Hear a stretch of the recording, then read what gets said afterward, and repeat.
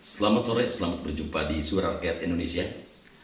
Nasib ibu kota Nusantara yang terus menjadi perbincangan publik. Seperti halnya Rocky Gerung, si pembuat permanen. Dia mengatakan IKN akan mangkrak dan IKN jangan dilanjutkan.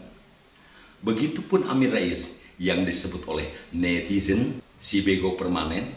Manusia yang tahu ujur ini mengatakan bahwa IKN lebih cepat masuk ke kuburan sejarah. Dan dia mengatakan bahwa IKN akan menjadi kota hantu.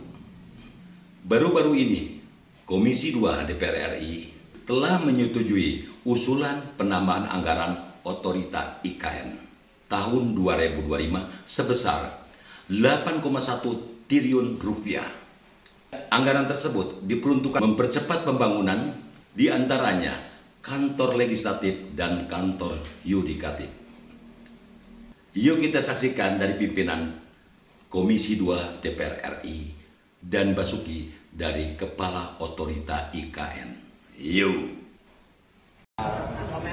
Otorita IKN diberikan kepercayaan oleh Presiden Prabowo Subianto untuk melakukan pembangunan infrastruktur, menyelesaikan apa yang belum diselesaikan 2022-2025 oleh Kementerian Pekerjaan Umum.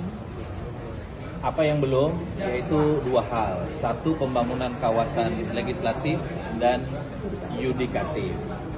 Total anggaran yang dibutuhkan oleh otorita IKN sampai dengan 2029 48,8 triliun.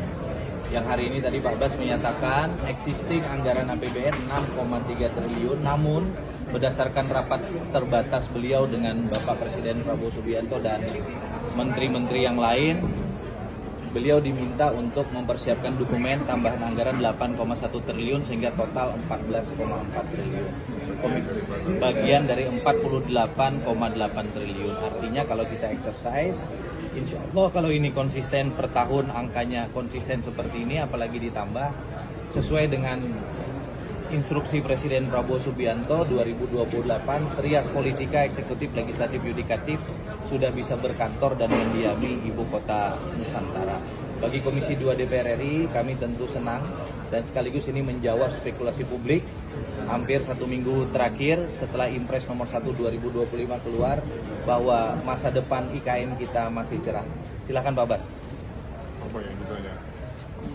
Pak Bas berarti masih komitmen untuk pembangunan IKN ya Pak? Oh iya, jadi bahkan yang tadi malam yang restrukturisasi anggaran, yang tadinya kami di blokir 4,8 hanya diblokir 1,1.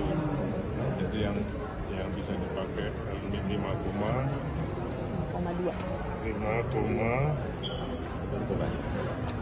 Kebalik Pak. 5,2 ya. Jadi saya kira nanti ini kami diberi waktu untuk melengkapi dokumen tambahan yang 8,1 sampai besok.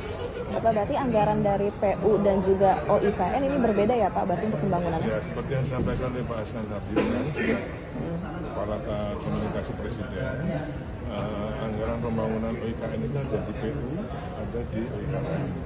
Apa yang di PU, sesuai dengan surat Pak Menteri PU kepada kami, PU melanjutkan dan menyelesaikan yang sudah dikerjakan.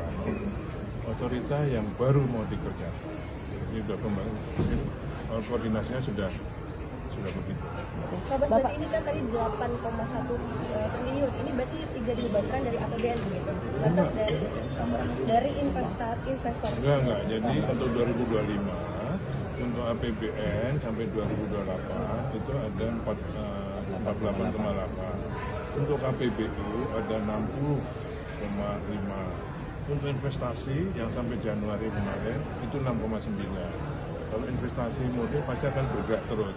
Kayak misalnya Pak Boy, mohon maaf bisa sebutkan karena ada yakin beliau untuk membangun Taman Safari. Itu tidak termasuk yang 6,9 tadi. Ya, jadi itu bergerak terus. Ada 3, APBN, KPBU, dan investasi. Tapi Pak Bas optimis nggak dengan usulan penambahan anggaran itu bisa turun dengan efisiensi di mana-mana ini Pak? Nyatanya kami Itu sudah perintah Bapak Presiden pada ratas tanggal 21 Januari dan kemudian ulangi lagi tanggal 3 Februari. Jadi sudah pasti akan Insya Allah.